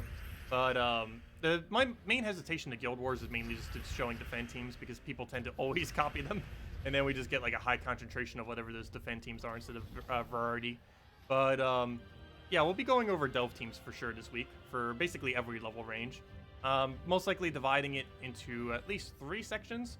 One being how to do it at low level range, how to do it as a new or mid-range player with stuff that is basically budget teams, how to go to 500 and stuff when you don't have every option. And then the other video is just literally what the best option is for everything, regardless of, assuming you have like literally everything in the game. Obviously, this would be one of them for the mid-range of this delve. From about level 100 to 250, this would be the quickest team that you can use for this delve, my understanding. Maybe Hellcat would be replaced for something else, but I believe this would be the quickest. What do we take here? We'll take Skull there, and just kill that out. At least for this level range. You eventually replace out Ketris for a mana generation, like Queen Aurora or Possessed King, as later on that will actually be quicker than using Ketris, as Ketris will no longer be able to get kills in a timely manner. You would just want to use your Zhukov for that, into Skull spam. Okay, let's go for a Mountain Crusher here. I need to actually go kill his first slot, just so he doesn't randomly kill us with a random chance. I'm actually going to take Ketris here, that should be double kill. And then we just kill the other one with, oh, never mind, not a double kill. We'll kill that one out with that.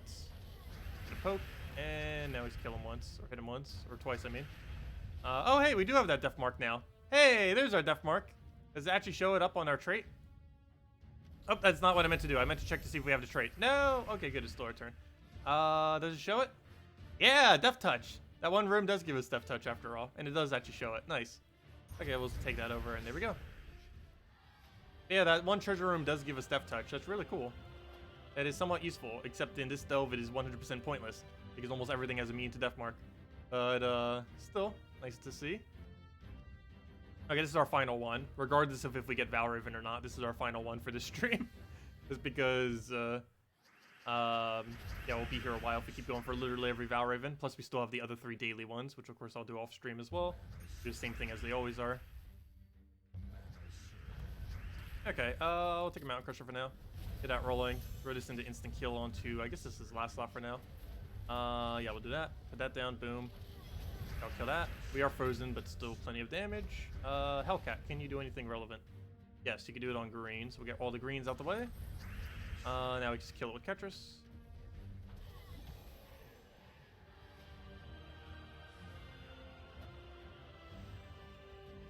You do have to be careful of all the transforms, that is for sure. There are quite a few options that have it in various delves. I believe Night Hag and that one Toadstool thing are the 2 main ones. I forget if there actually are any others other than those 2. Those are the main 2 that can end up getting you. Okay, we're gonna have full mana regardless, so there's no point in taking brown right here because we would have had full mana off the enchants. So let's do that. We'll have full mana on Zhukov because of enchants. Wow, enchant is so useful.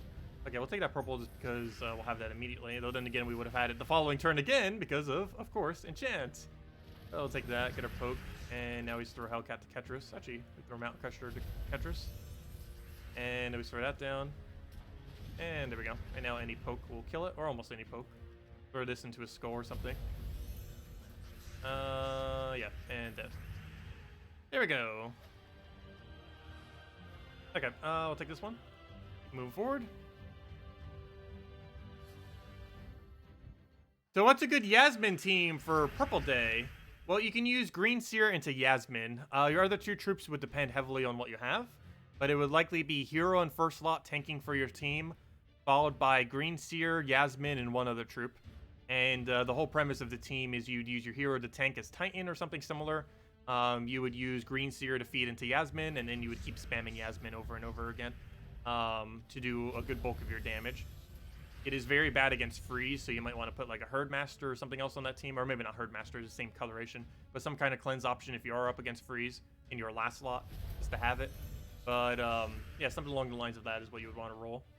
Exact specifics depend on what you have, but it's basically hero first slot tanking with whatever weapon you can fit there that uses purple, that doesn't block, maybe Black Manticores or something. That technically blocks her, but it doesn't block our green, so you could go something like Black Manticore Hero Titan, followed by Green Seer, Yasmin, and 1 other option. That 1 other option could either be another damage source, another support troop, or cleanse if you're up against freeze, because you definitely need to make sure that team does not get frozen. That's one of the biggest downsides of Yasmin is when it gets frozen. Okay, let's take that down. Get our explosion. Though then again, a lot of things get weaker when they get frozen, though. Not just her, of course. There we go. It still feels like our EXP bar has not moved. I am so used to how it moves in early game now, where you move up by like a 1/10 the bar every single battle you do, it feels like.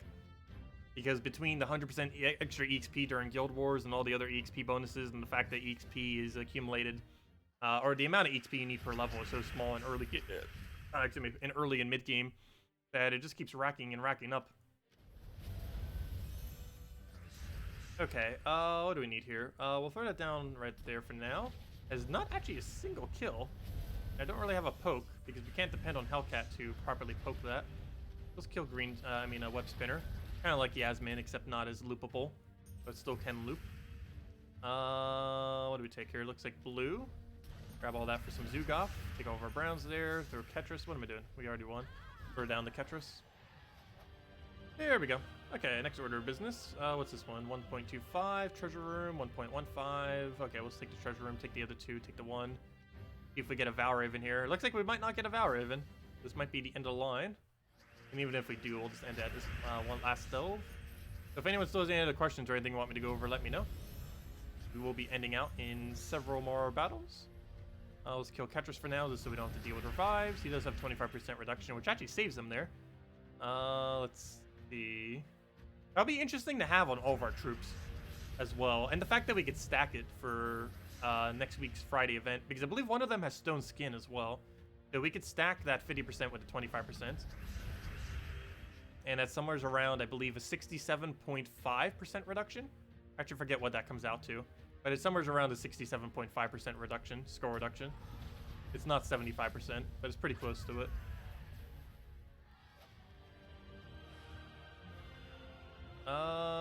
take this one.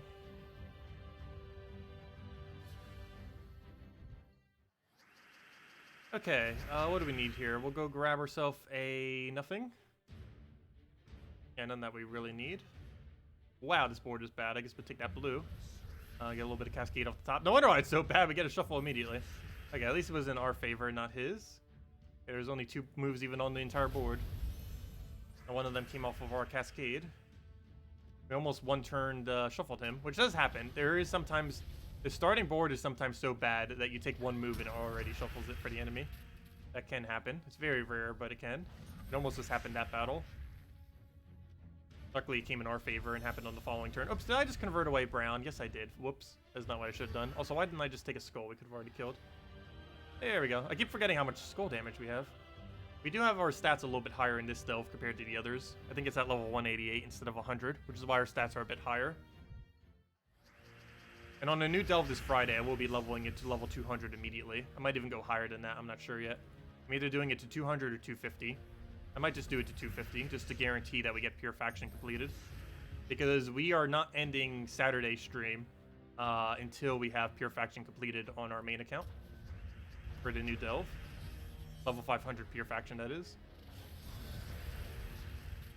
And of course, we'll be doing on Friday. A good bulk of it will be on Friday. Whatever's not done on Friday will be done on Friday night and Saturday morning. Also, this Thursday, I'll probably be streaming a while as well on the other account, on our Nintendo Switch account. Probably going to be the only real main stream for the Nintendo Switch account this week. I have been playing on it still, even more than I've been playing on my main. But, yeah, we'll be covering it this Thursday to try to do the class event. We're probably going to contest it. People are starting to throw a lot more gems at these events, so we'll see exactly how it goes. But, I think we're still going to try for it. Get our orb from there and just go from there. Okay, well, first things first. Let's get that Ketris down. Get that. Throw a Hellcat here, somewheres. We'll just put down to purples, I guess. That rolling. Take all those reds. Someone needs to get their damage up already. That's really annoying that we're in this order now. Kill it with Ketris, and there we go. Come on, Hellcat, you can tank for us. You got this. Should be fine. Yeah, you can use Voice of Orpheus as cleanse if you have it fully traded. It is one of the better cleansers in the game. It doesn't really serve much of a purpose other than cleansing, but given that all you really need on that team other than what you already have is cleanse, that would work out perfectly, that particular instance. One nice thing about it too is it has impervious, so you always have that ability to the cleanse, since they can't stun you, silence you, anything like that. And it has it on both its ability as well as its take every yellow. So it has plenty of cleanse options. Okay, I'm just going to take this. That should be enough to kill. Okay, no, it's not. Okay. Mountain Crusher, go get a bunch of damage. We'll need slightly more than that. I might need to throw a second Ketris actually, because we definitely need to make sure Lady Mirana goes down. That cannot survive. Let's take that right there. Oh, also, we did not get another Valraven, so it looks like the end of the line regardless, as far as the potion usage. And then we will not be able to use potions, speaking. Anyways, but yeah, after the time expires and we run out of sigils and we don't bother buying anymore, all the potions that we have in effect right now will go out of effect. That will occur in a couple hours, and obviously we can't do this for daily ones either. Like, even though we have 3 daily ones, those potions will not apply to the daily ones. They only apply specifically to the event for its duration. So all the potions we have will be gone in a few hours, and this was the last battle that we get to use them on. But all events will start having them now. You can start getting them for. It's not really going to make you buy any further than you already were, unless you're trying to do something specific. But, yeah, normally you pretty much just buy wherever you would normally buy up to. For this event, that would be just buy the first tier, maybe the second tier if you wanted speed boost, but pretty much just buy first tier. Pet battles, you'd still pretty much buy no tiers whatsoever. Class events, you would buy up to tier 3 normally. It's normally tier 3 or 4 to get the event done. However, personally, I would not consider classes to be that worth it unless it's a new hero class. However, this Thursday is a slight exception if you don't currently have Titan maxed. It is insanely good to go get Titan maxed if you haven't already. And Thursday, you'd be able to do that a little bit better. Plus, potions do apply there. Bounty Hunter would be a pretty decent place to put it on. Just because you end up gaining a lot of benefits from those, even if you're just going for tier 6 and using a orb.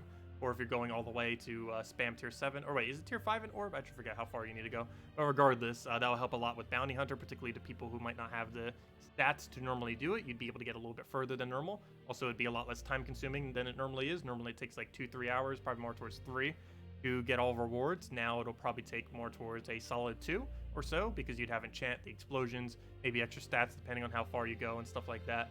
So that's gonna be pretty nice. And other than that, yeah, those are basically most of the locations for potions. Raids and evasions will still be the same. You'll still, if you're buying up to tier 3 now, you'll still be buying up to tier 3. That won't really change. If you buy to tier 4, you'd still be buying to tier 4. You wouldn't really need to change that much at all, as far as the habits that you would have with that. But yeah, those potions will wear off in 5 hours and 2 minutes for this event, because the event will no longer be going on.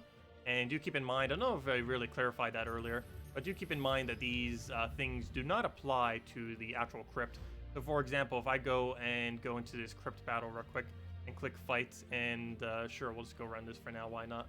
I don't know, we should probably go and put a cat back there. I don't know, maybe Goblin Rocket for now. But anyways, I just want to show that potions do not take effect.